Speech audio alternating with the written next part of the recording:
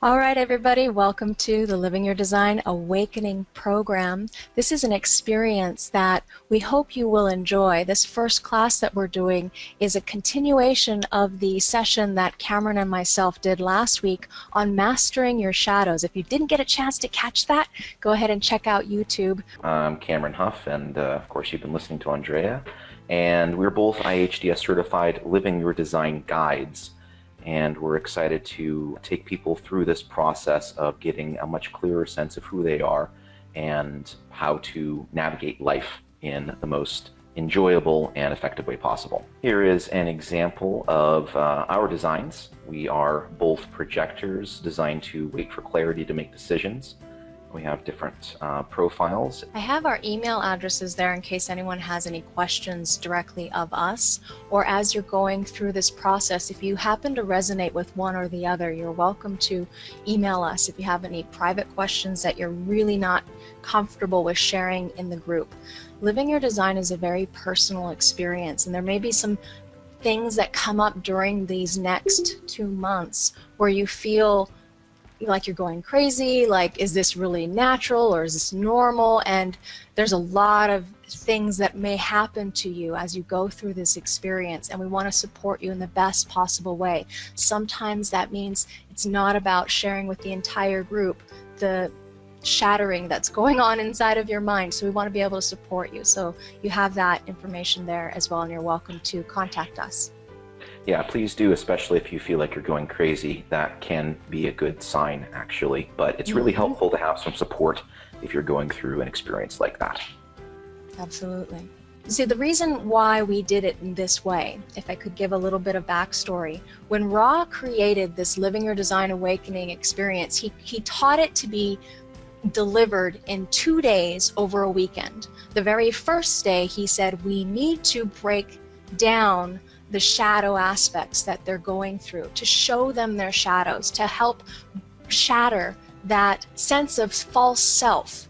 And so this is what we tried to do, or attempted to do, and I think we did a pretty good job with this particular presentation. Is a free video now on YouTube, and so you can go ahead and watch that. I do recommend that you watch it if you haven't yet already, to bring you into this experience that we're crafting for you. Let's talk a little bit about what this workshop is and what it isn't. We are going to focus on centers. We're going to explore type, strategy, and authority, and provide practical information and examples on the process of deconditioning yourself in various ways. Essentially, life is a series of reflections. You're in a hall of mirrors, seeing yourself in lots of different reflections all around you. And in this kind of funhouse maze, the thing that's most helpful is a map. And what you need is not a map of the maze, but a map of yourself, because that's actually what you're interacting with. And we won't have enough time to cover in this particular 2-month process every single gate, all the lines, channels, or profiles. We're not going into the deep underlying theory or background of human design. For those particular topics, we have ABCs and cartography. So if you've already taken LYD and this is just a review for you, you want to move on, or you want to move on after taking this LYD, those are the 2 classes. These are links that you can explore when you get the handout later, introducing some basic concepts of the human design system to help you get framework and context for really diving into this awakening experience. Again, the point of this workshop, this program, is to get you familiar with your own design, to get you to the point of being able to experiment with guiding yourself based on your core imprint, as opposed to operating out of compensating strategies and conditioning, which is where most of us find ourselves most of the time. This is organized in 8 sessions, and we're going to spend 4 sessions going over this map of your self, the map of your imprint, the map of your energy flow, and essentially a map of the lenses that you view the world through. We're going to focus on the centers for 4 sessions.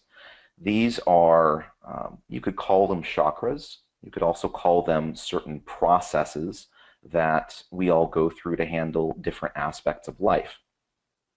So certain processes, you're going to broadcast your experience out into the world, and so you're going to have a certain impact or effect on other people. And then other areas, you're going to be receptive, and you're going to be receiving the broadcast of others primarily. So we'll look at how other people affect you.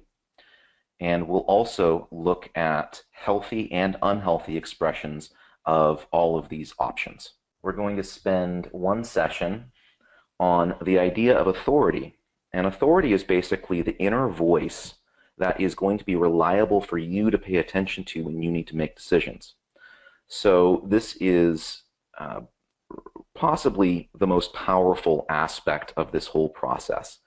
Question being, what if you were your own authority? What if you didn't need or feel the need to rely on external sources of authority? What if you knew how and when to trust yourself completely? We're going to spend 2 sessions talking about type and strategy.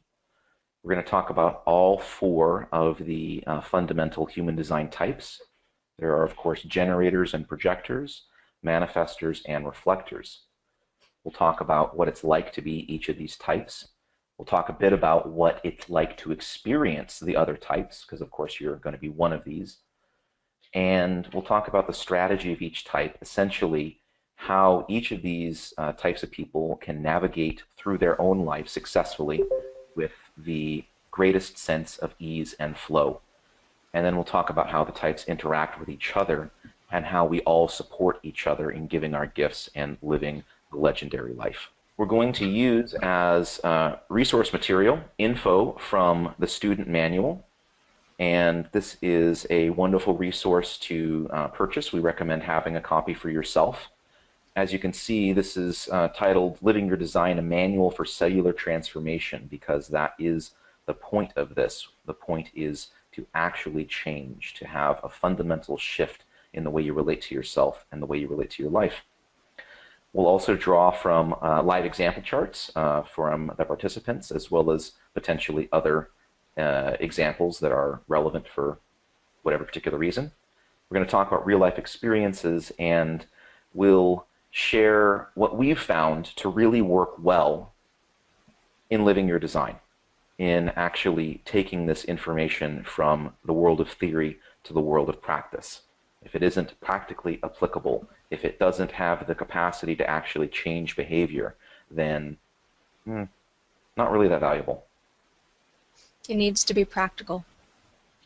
Yeah, one of my favorite teachers described several levels of learning. I'm not going to get into the detail of that system, perhaps another time, but what he called a level 0 learning is an insight and that doesn't actually have an impact on your behavior. A level 1 learning, like the first thing that actually makes a difference, is some sort of behavior change. If your behavior doesn't change, then the insight that you had doesn't have much, if any, practical value. And this book covers everything that is found in the foundations of human design. So it's going to be a resource manual that you're going to want to utilize for all of your classes, no matter how far you take human design. Yeah, it's like an encyclopedia, and pretty much all of the basics are covered. So if, there's a reason they call it the definitive book of human design, it will handle what you need until you, at some point in the future, get into the really advanced stuff. And in the handout, there's a link if you click this photo to find the book on Amazon. As a prerequisite to this course, it's really highly recommended to get an overview reading from a certified analyst.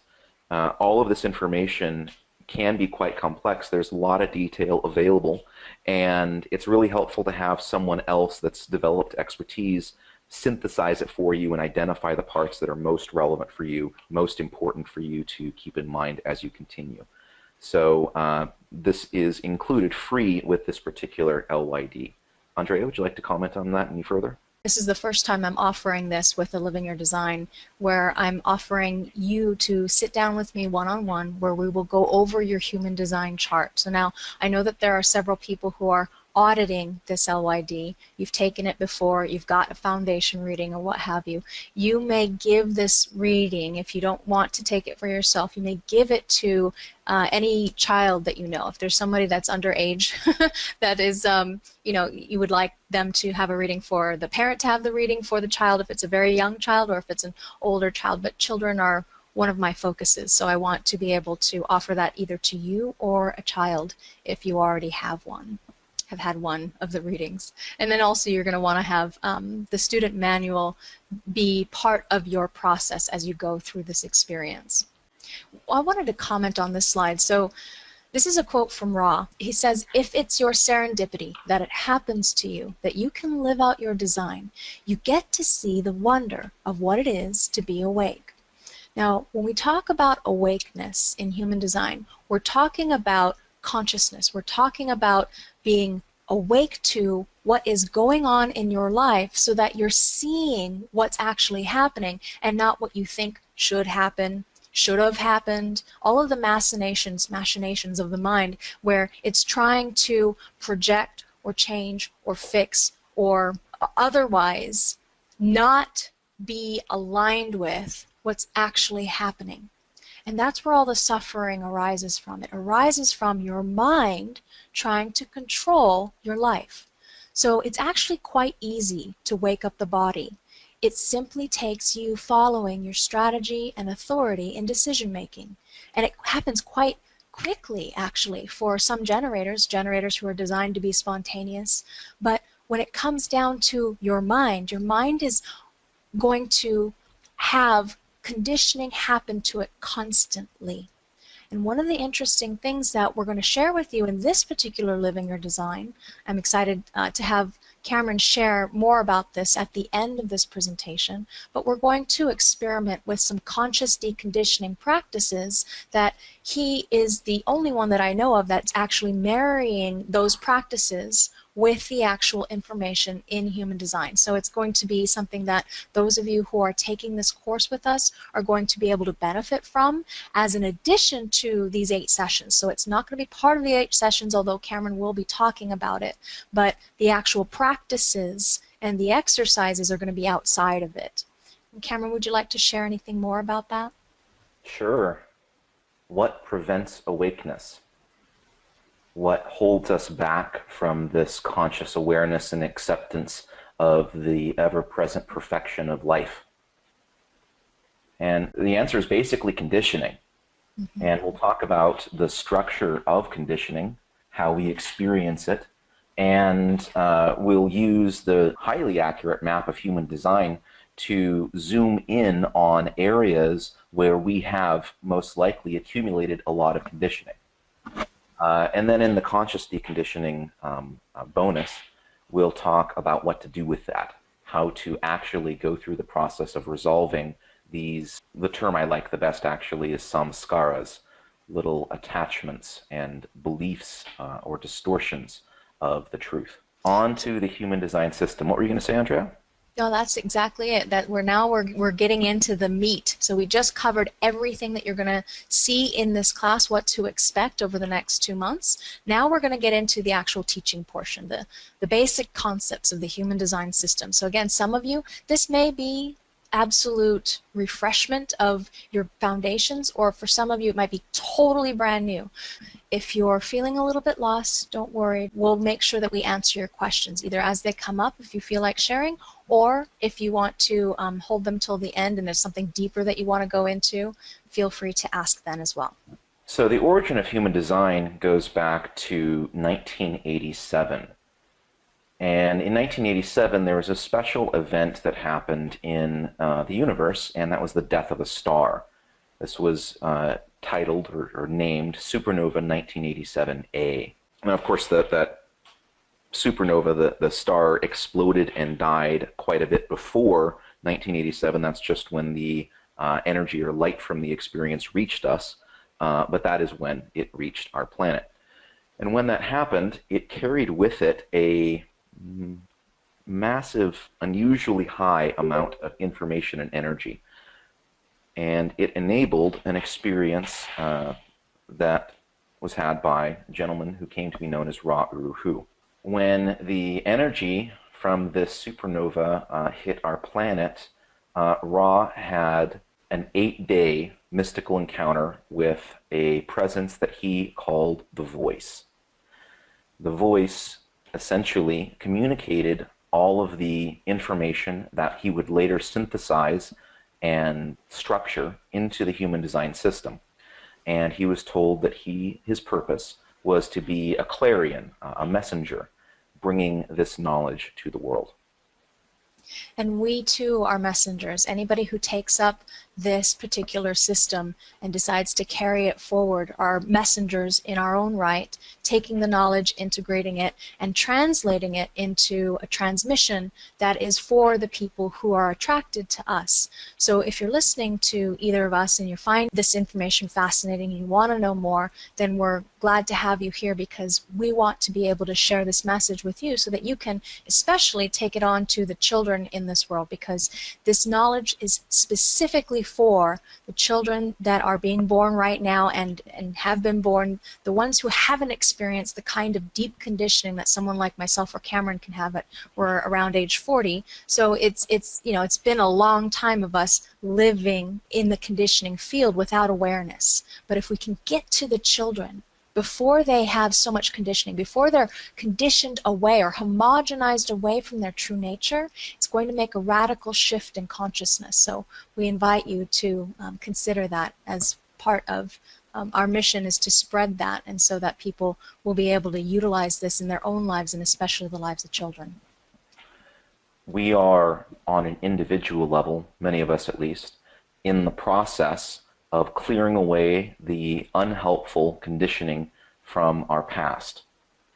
And as a collective, that's the role that our generation, including, I'm sure, the vast majority, if not all of you listening, this is the role that we're playing for our species. We are a bridge to the next generation, which will, hopefully, if our jobs are done correctly, not have to deal with so much of the unhelpful conditioning from the past that we did. Human design is unique in that it is a synthesis of a number of different really powerful systems of knowledge. On the exoteric or external side, it involves elements of quantum physics, biochemistry, as well as the genetic code. On the esoteric or inner hidden side, it incorporates understandings from astrology, the chakra system, the Kabbalah, and especially the Chinese I-Ching. Out of all of these, have found the I-Ching most profound, although each and every one of these elements has a lot of profound depth available in it. Absolutely. It is an intense body of work that will, seem like overwhelming at first, but if you just stick with the basics that we're going to take you through in this program, you're going to get what you need from the experience and being able to make a decision correctly as yourself, living authentically, living a life that you're thrilled about, no matter what happens, is really one of the promises of the human design system. So part of the revelation or transmission that Ra received in 1987 that became the human design system is the understanding that our species went through a mutation around the year 1781. This mutation was symbolized by the discovery of Uranus in our solar system. And essentially what it heralded on a personal or more specific level is the transformation from having from 7 chakras, which is what you'll see in classic texts. Most classic texts refer to 7 chakras. And in this year, we mutated from having 7 to having 9 to a more complete and holistic way of being. And what we are as humans we're intransitus. We're not quite there when it comes to living this fullness of this 9-centered being. The actual full mutation, fully developed awareness center here of spirit consciousness is coming in 2027. So that's why Ra called us Homo sapiens intransitus. We are nine-centered, but it is our children that are born from 2027 onward who will have this mutation fully taken hold. So no motor activation here, no more of the emotional highs and lows. If you can imagine it, I can't. But the emotional highs and lows that drive our society, the swings of moodiness, the desire, the passion, the need. Can you imagine that not being there? This is the developing spirit consciousness that lies ahead. So part of what we're doing here, and by we and here, I mean us alive now, representing this transition, is we are in the process of moving from strategies that work for seven-centered beings, and what worked for them is a strategic life guidance system based on thinking, based on being in the mind. And that doesn't work for a nine-centered being. So we're in the process now of transitioning from being mind-driven to being driven by spirit. One of the great principles in esoterics, you could say, is a simple phrase written famously on a document known as the Emerald Tablet. And it says, "As above, so below." Basically what that means is what we experience on a personal level is a reflection of what is going on in the outside world, and vice versa. There's a connection there. These elements in our solar system are representations of aspects of our consciousness. On a physical level, this consciousness or information is transported or carried by a particle known as a neutrino. This is, again, part of the revelation that Ra received in 1987. Neutrinos are very, very, very tiny particles, and they have almost no mass. They have almost no weight to them. In fact, when Ra received the information, it was unknown scientifically whether or not a neutrino did in fact have any mass to it. And the voice indicated to Ra that they do have mass, and that was later determined by human scientists to be true. The neutrinos are so small and so lightweight that you have several trillion of them, trillion with a T, passing through every square inch of your body every second. 3 trillion. 3 trillion, is that the number? Mm-hmm. Mm-hmm. That makes sense. What these neutrinos actually represent, or at least symbolize, is information. It's the carrier wave, you could say, of consciousness itself. This is the foundation of why human design works, why it is so chillingly accurate when you're looking at your design and you're describing the map to someone else and they go, yeah, yeah, yeah, it's because of this, because of these neutrinos. This is an area of study. There's quite a bit of energy being applied to the understanding of neutrinos now by our scientific community.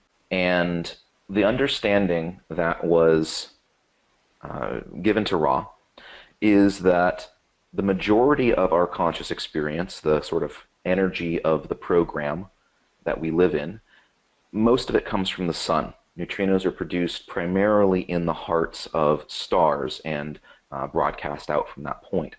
So most of what we perceive, the consciousness that we run on, comes from our sun. It's the closest star, the largest one relative to our position.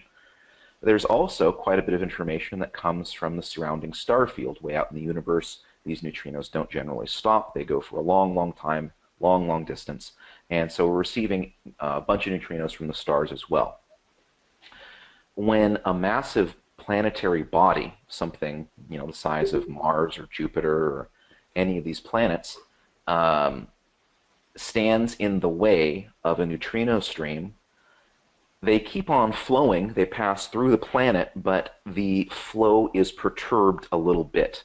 It's shifted and given a certain alteration to its frequency.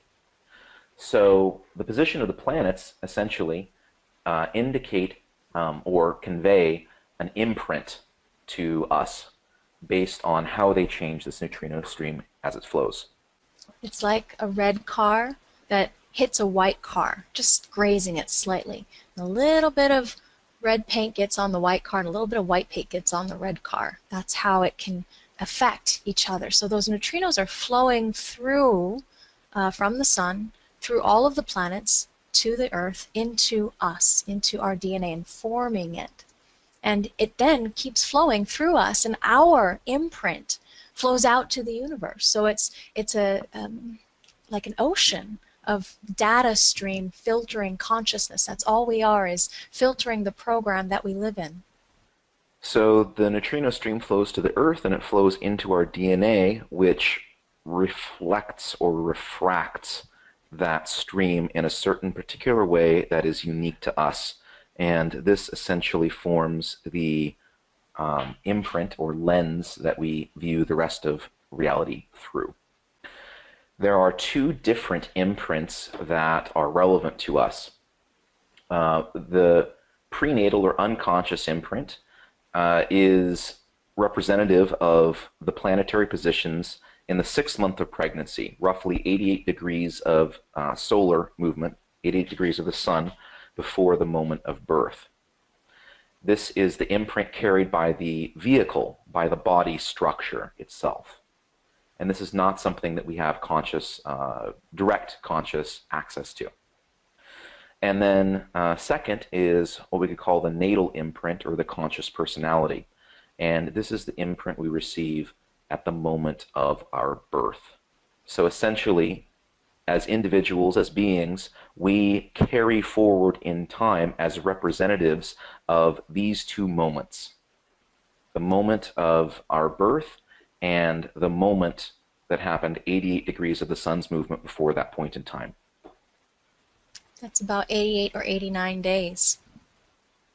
Yeah, roughly 3 months, as I understand. Mm-hmm.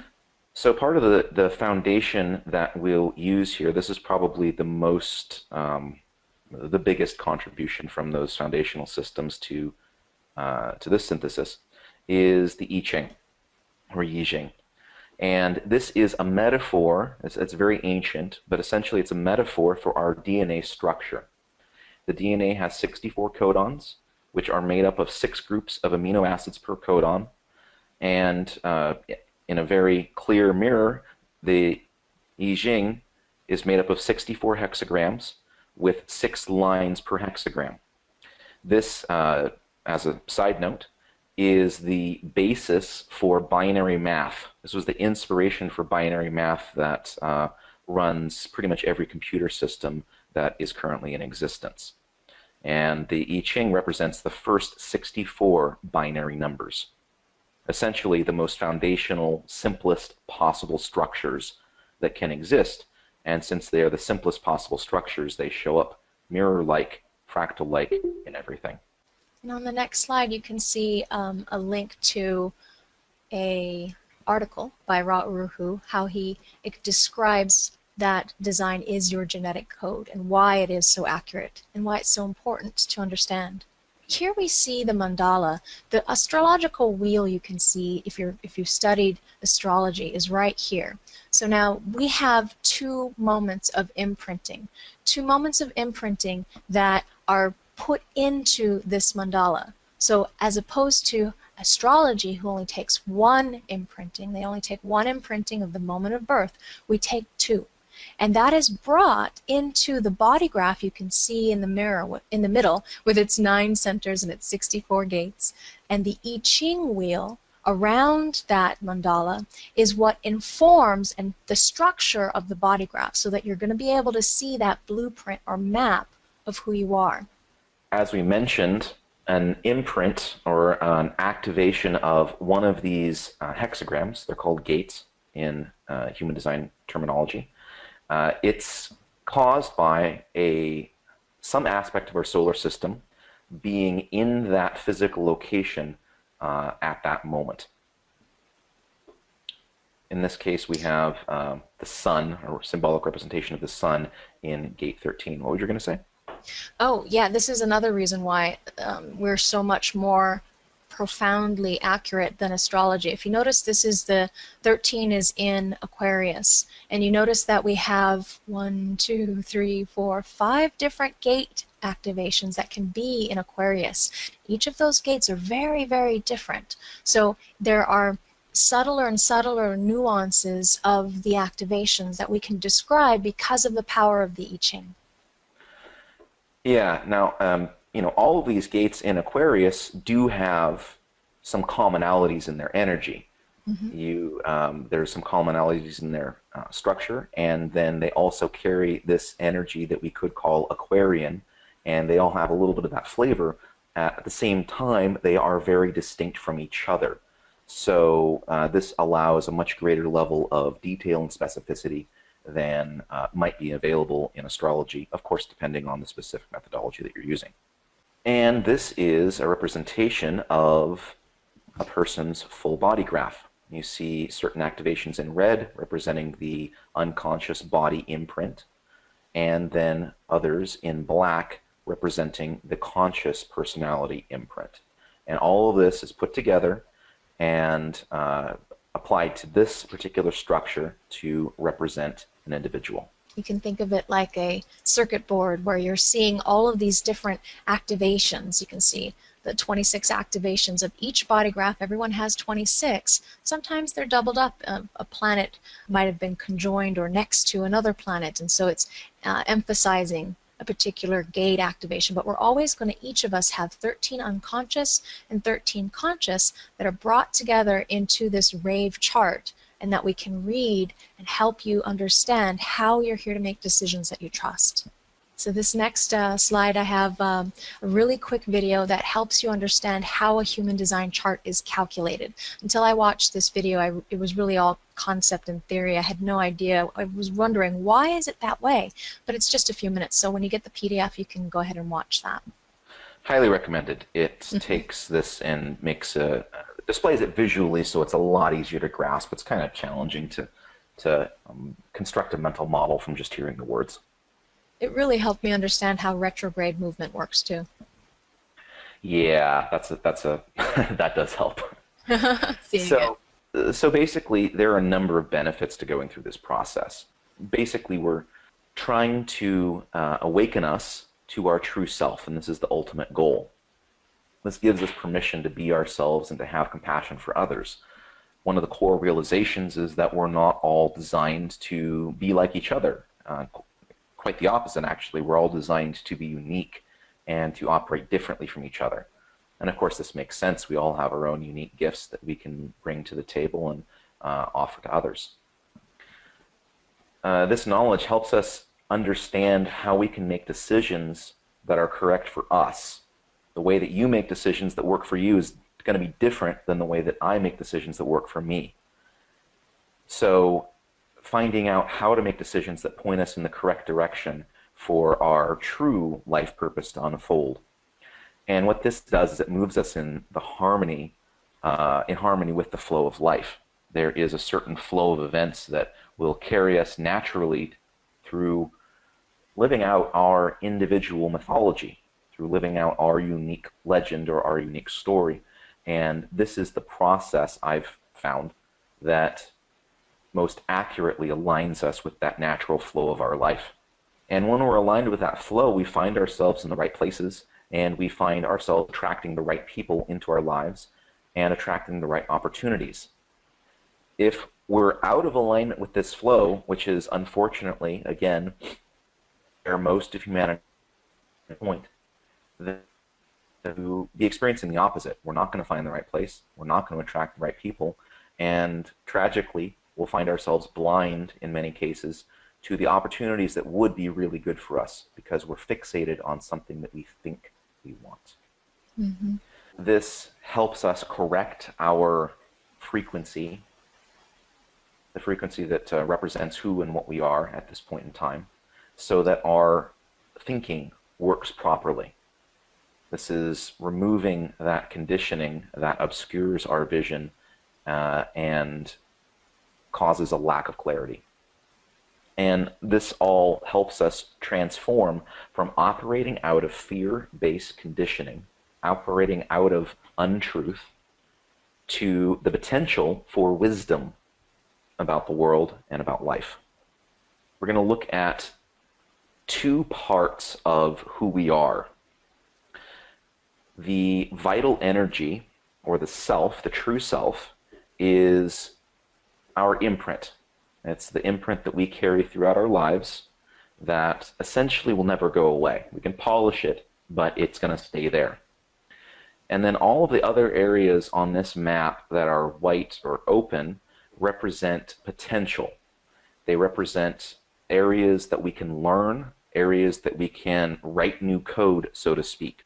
And they also potentially represent areas where we pick up conditioning and start operating out of fear and out of the belief that there is something wrong with us that we need to fix. Making decisions from that place is the main thing that pulls a person off track. It's the main thing that causes that suffering. Yeah, you could say that the main cause of suffering is a disagreement with reality. You know, it's wanting something to be that isn't so, or believing that what is so is wrong somehow. And ultimately, reality is always right. It's only our disagreement with it that causes suffering. You know, at this point, it makes me think of how many readings I've had where I've told people about themselves, particularly when it's unconscious, when it's read there, but they'll say, oh, yes, you know, so-and-so is always telling me that, and I hate that about myself. And yet, that's what's unique and true and different about them, but they were told since they were a child that there's something wrong with that. Say there's something wrong with being so sensitive or so emotional, something wrong with being moody, something wrong with being careful or slow to make decisions. So it's nice to have the confirmation looking at your design that there's nothing, absolutely nothing wrong with you, and all of it that seems like there's something wrong is just stories that somebody else may have told you, belief structures that you took on that are not right for you. The journey that we're inviting you to with this program is the journey of self-discovery. And when you embark on this journey, you will go through all kinds of twists and turns. There are going to be, changes in the plot and areas, periods you go through where things look really scary. But ultimately what you discover is love as a universal force. Love is the great attracting force of consciousness, the magnetic pull. And love is the only force capable of unifying your consciousness. So underneath everything, what you discover is that you truly do, in fact, love yourself. And that's the most amazing gift in the world. So here we have the mandala and the 9 centers. We're going to go dive into each of these 9 centers in the next upcoming weeks. And this is a metaphor for how we're actually structured. Basically, we have the design, the unconscious that we've been referring to that shows up in red, and this represents our bodies, or the vehicle that transports us through life, kind of like a car. And then we have a conscious personality. This is who we think we are, represented in black. And the conscious personality is actually a passenger. It really thinks, for most of us at this point, that it's the driver, and really thinks that it needs to control everything. But it's in the back seat. It's not able to reach the steering wheel. What's actually driving is a structure that's known as the magnetic monopole. And this is basically the mechanism that holds us together and creates the illusion that we are a separate being, somehow distinct from the rest of reality. And that's what is driving the car. I thought a really fun way to describe this is the intro to Simpsons, if you've ever seen that TV show. And in the intro, there's a moment where you see a shot of a car, and the baby is driving the steering wheel and steering to the right and steering to the left and honking the horn. And you think, oh my God, the baby's driving this car. And then it zooms out and you see that the mother's actually driving. The baby has a little toy steering wheel and is pantomiming along like she's driving the car, but she's actually not.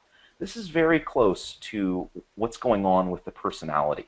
Personality is not driving, but Problems can be caused by trying to steer, by trying to navigate from that place.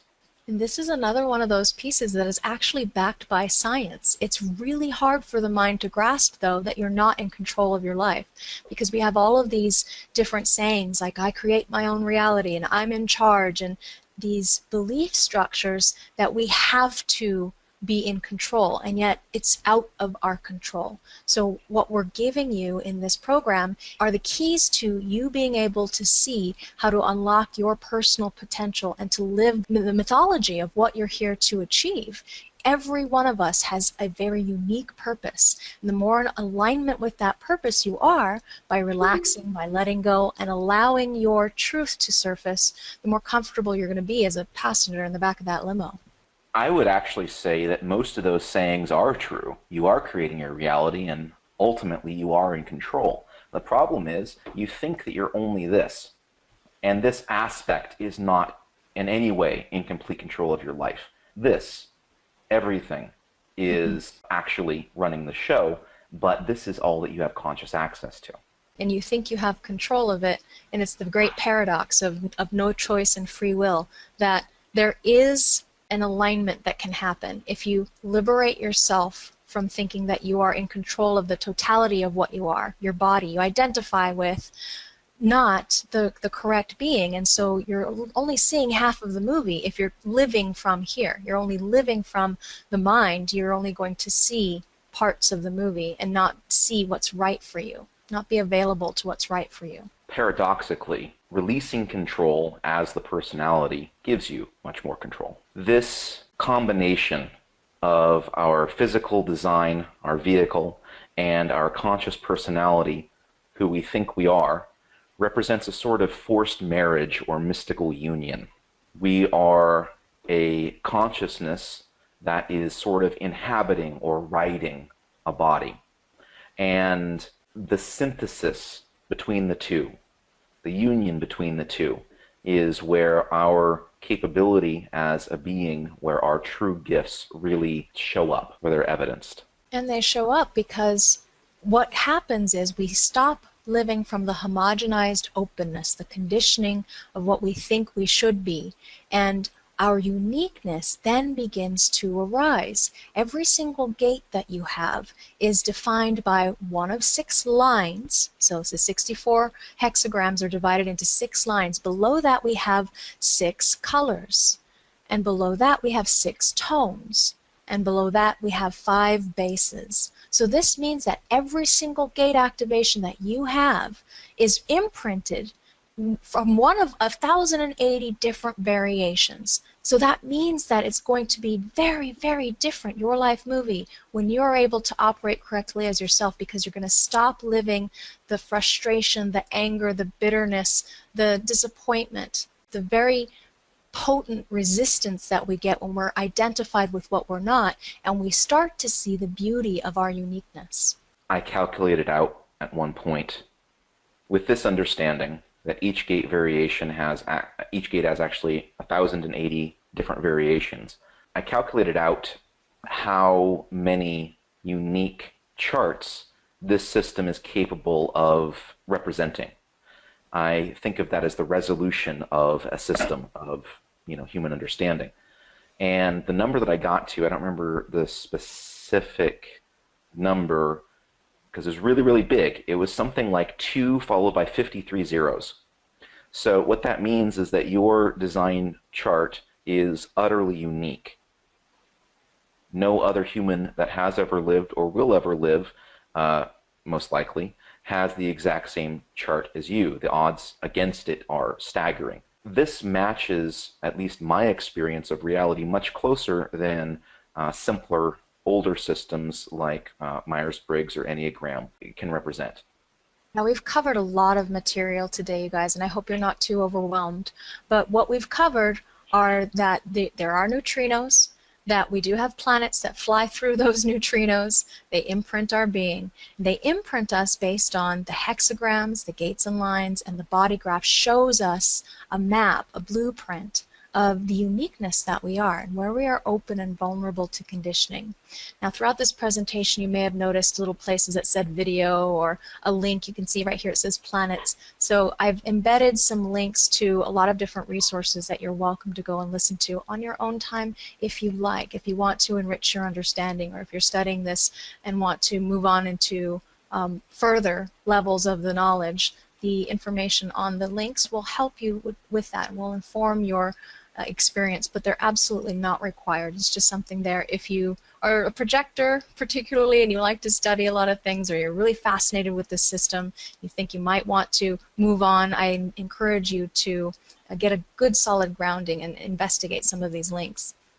It's super helpful, and it's certainly not something that's included in every LYD, so I want to thank you, Andrea, for putting all of this extra work into this experience.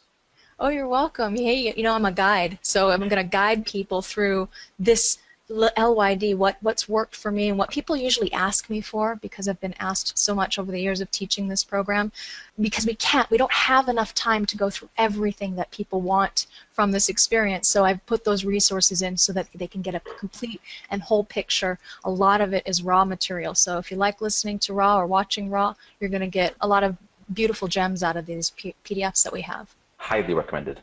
What we're working with here is what you could call two aspects of who we are. The true self, the lens that we see everything through that doesn't really change, and the not self. Not self being a series of fears and insecurities and compensating strategies that we've put in place because we have some distortion in our consciousness. That's what not self strategies come from. And the effect of them is that we're pulled towards living a life trying to win unwinnable games. We're deeply conditioned by this openness because we're chasing after things that we can't really have. We can't have them because, paradoxically, we already do have them, and the conditioning is making it seem like we don't. The not-self strategy assumes the existence of a problem, and I put problem in quotes here. Therefore, the problem always exists from the perspective of that part. I'll say that again. The part of you that perceives this problem assumes the problem exists, and so it's impossible to ever truly solve that problem from the perspective of that part of yourself. Example is if a part of you believes that you're not good enough, that you're not worthy, and triggers not self strategies of trying to prove your worth, trying to prove your value. Well, the part that is coming up with those strategies assumes that you're not valuable enough, assumes that you have to prove this value somehow, that you have to create it somehow, that you have to measure up somehow and improve yourself to the point where you are acceptable. And it is an infinite, unwinnable game to try to do that. If you're in that game, there is no possible way to end it. There's no possible way to win and to finally prove your value. I'm only zooming in on value as one specific example. It's going to be different for different people. But there's no way to prove it. There's no way to win. The best you can do, if you're playing the game, is to be in the state of temporarily winning.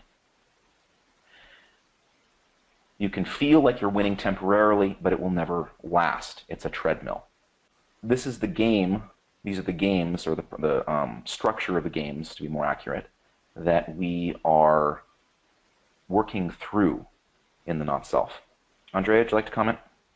I really love the way that you explain that, Cameron, and I'm very excited about you doing this LYD with me because of the way that you communicate and structure things, and particularly, of course, the ability to take advantage of that deconditioning process that you're going to take us through. So I'll continue what's on this slide is that because we're chasing after what we cannot be, there's always this lack or emptiness inside of us. We don't feel like we can be who we are because we're living what we are not. So we never feel complete, we never feel whole, we don't feel good about or love ourselves, and we don't have respect for ourselves because we don't see as ourselves. We can't see ourselves. There's this shadow that's standing, it's clouding our vision, and it's not allowing us to be who we really are. And so I hope that those of you who are aligning with this and wanting to dive into this experience really deeply with me. Every time I teach LYD, there's more and more layers that peel off of even me, you know, as I'm watching other people go through their experiment, because I'm a projector. So thank you so much for doing this with us, Cameron. Oh, my pleasure. Thank you for the invitation. Mm-hmm. These methods are what I've discovered through my personal journey, mostly before I discovered design. And I think the application is relevant, and I'm really excited to be able to combine some of these methods with the map that design represents. Part of, honestly, what convinced me personally that human design was worth looking at further, worth studying, is what I noticed in the handful of individuals who had gone through the awakening process on their own. What I noticed is that these people ended up following their strategy and authority automatically. And this is representative of the true self, which is what we want to uncover. When we are aligned with our strategy and authority, when we're operating out of the true self, and operating out of the true self means not that our not self goes away, that it stops existing. It means that it turns into a source of wisdom, and this wisdom is available to us when we're not making decisions based on the not-self strategies any longer. We use our minds to watch the way the not-self works, and this takes us in a huge step forward in the development of our consciousness, and as we talked about earlier, the discovery of the universal truth of self-love.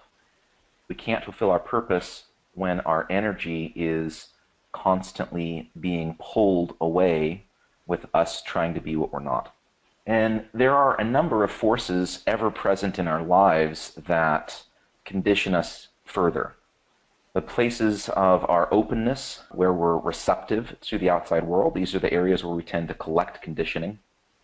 Conditioning comes from other people.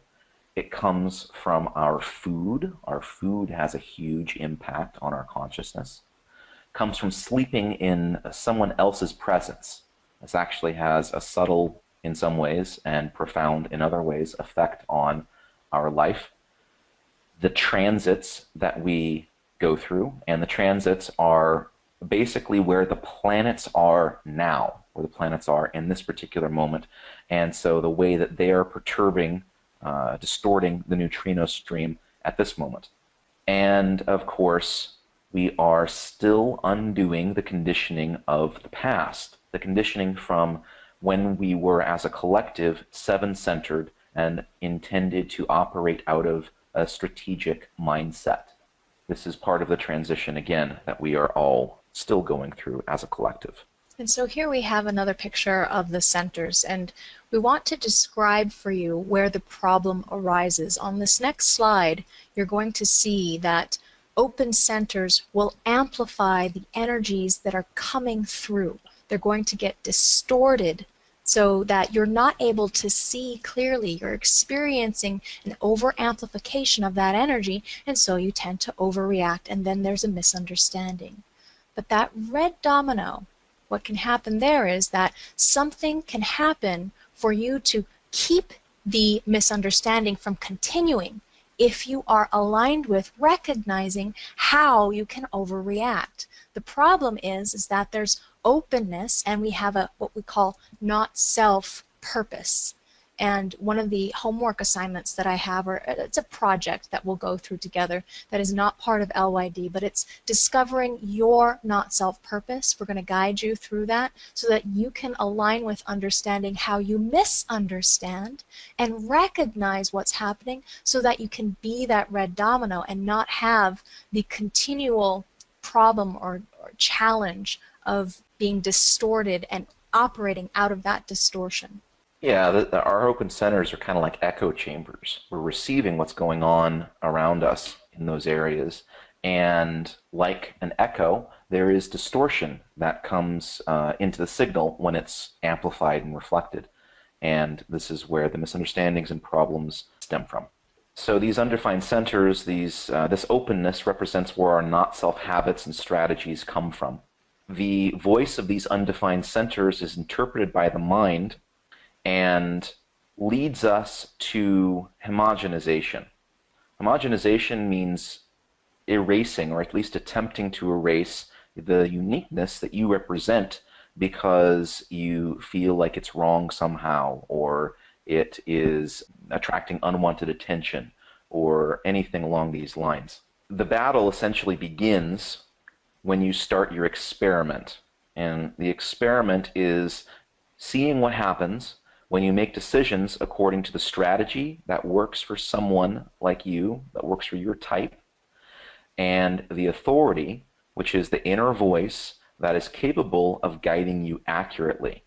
The battle is going to be between following these two things, your strategy and authority, and the contrary impulses coming from your not self. The not self is afraid and pulling you to make a different decision in many cases. It doesn't want to let you give up control. The mind is deeply lodged in these undefined centers. So what we're going to do for you in this Living Your Design experience is that we want to help each of you see how all of those undefined centers affect your decision making and then the quality of your life. So if you're able to have awareness, to perceive, to have this clarity of what's actually going on and how your mind is being distorted and distorting the perception of what's going on around you, you're going to have this, if you're seeing it, if you're really seeing it and we're doing our job right, you're going to have this impact. Somewhere inside of you there'll be this crack. We want to deepen that crack because it's a crack in the not self. It's the only way we can get light through the shadow aspects of you to allow you to be aligned with what's really right for you. And so what you've been trying to trust your entire life, you cannot. The thing that you can trust, you haven't trusted in your entire life.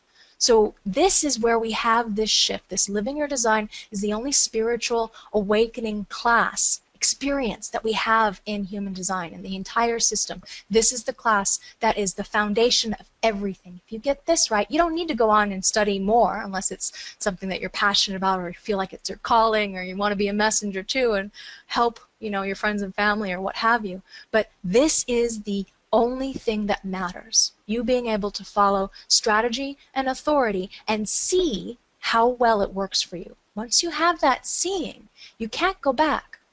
You won't be able to get lost in the not self. You might, you know, fall asleep for a little bit and might make a mistake here and there. If you're someone like me who's a third line, I make mistakes all the time, but then you get to see it. And when you see it, you get to laugh. You don't have to suffer anymore. It takes time, though. There's a process, and that's why this particular experience is at least 2 months, because it takes about 66 days to change your habits. So we're going to help you do that through this program. Beautiful way to put it. Thanks. If you're joining us, we'd like to help you if you'd like to continue with us. There's a Facebook group. It's optional. If you're on Facebook and you like the Facebook experience, then you can join us there. It's for support. If you have a question you want to ask the group, it's a bunch of people that are also on the same journey as you. It's hard sometimes to find other people who are interested in what you're going through, particularly if you live in a place that are not really aligned with some of these. It kind of can seem esoteric, although it's really not. It's a very practical, logical system, but it's nice to have camaraderie. It's nice to have communion with other people who understand what you're going through, who have been there, who have done that, and who can share with you and encourage you along the way. There's also optional study groups that I put on to be able to help people who are diving in even deeper, so that we have different ways of connecting with each other and, you know, creating that tribe. I want to invite you into my human design tribe, our human design tribe, if it's right for you. The people that you have around you, the representations of other selves that you surround yourself with, have a profound impact on your life direction and what you learn. As we mentioned earlier, they are conditioning forces. So part of the hack or trick to accelerating your awakening process is to take advantage of this feature of your consciousness. Surround yourself with people that are going through the same process, that are on the same journey, and you will find your speed of travel greatly increased. And so if you're interested in signing up for the rest of the experience, we have a handful of people that are joining us.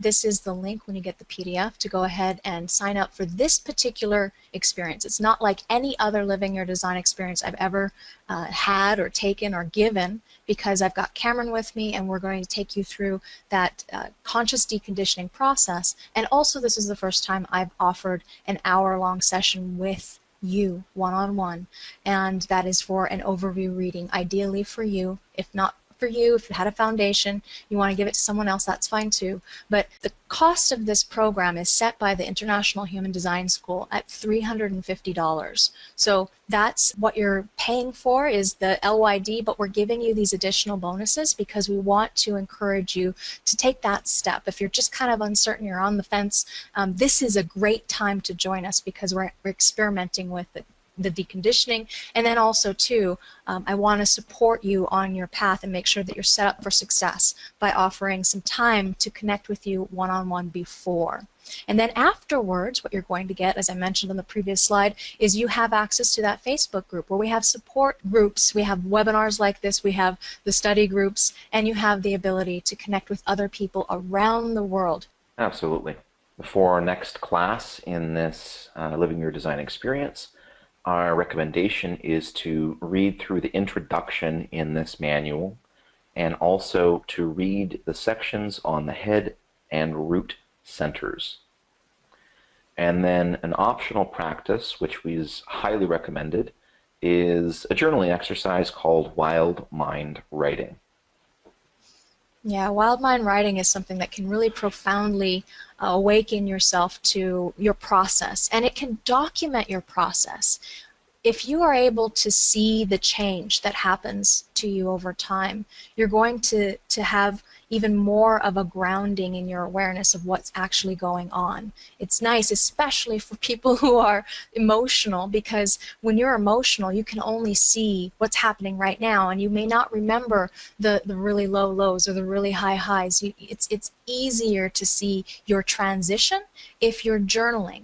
And what wild mind writing is, if you don't know what that is, you can Google it. There's lots of free information out there and some books, really inexpensive books. But basically, you are not filtering yourself or censoring yourself as you're writing.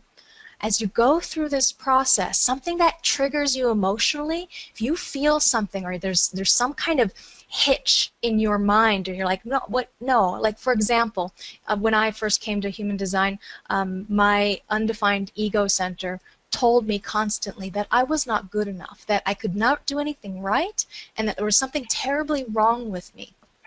So to be able to articulate that, to be able to share that with even just myself, to be able to have that process of writing all of that out around that topic, to be able to experience all of the different layers, the neurons, the synapses that are connected to that, to be able to document and see it for what it is and see how it's connected in the chart, it's a really powerful thing. Part of the reason navigating our lives based on our mental decisions and mental directions, part of the reason this does not work is because the mind can't really examine itself, right? It can examine other things, but it has a fundamental bias when it tries to focus on itself. Externalizing your mental process, getting it out into a form that you can go back over and examine from a different perspective through a process like journaling is what I would call accelerant. Speeds up the whole process, enables you to get leverage on yourself and really make some profound transition. So I'm excited to be participating in this process and excited to help act as a messenger or guide for other people that are wanting to get a clearer and clearer sense of who they really are. One of the things quotes that I've been meditating recently is the idea that there are an infinite number of desires that will get you lost deeper and deeper and deeper into the Maya, into the illusion. And there is exactly one desire that will set you free. And that is the desire for truth. The desire to experience your true self, to uncover who you really are is the fuel that drives this process. And I'm excited to offer whatever assistance I can to anyone who is on the journey.